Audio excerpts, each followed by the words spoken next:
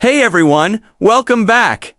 In this tutorial, I'll walk you through how to completely remove the Loox app from your Shopify store and make sure you don't get charged for it again. So, if you've decided to stop using Loox for collecting product reviews or you just want to pause your subscription, here's what you need to do. Start by logging into your Shopify admin dashboard. From the sidebar, click on Apps. This page shows all the apps currently installed in your store. Look for Loox in the list.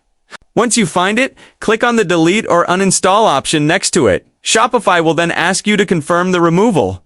When you confirm, Loox will be uninstalled, and that automatically cancels your subscription, which means no more future charges will be made to your account. It's important to note that only the store owner can uninstall third-party apps. So make sure you're logged in as the owner or have the right permissions now.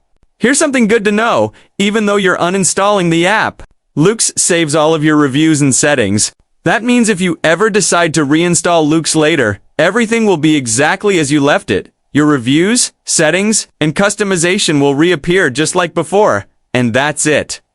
You've successfully removed Loox and stopped future billing. If you're cleaning up your Shopify store or switching to another review app, this ensures you won't keep paying for a tool you're not using.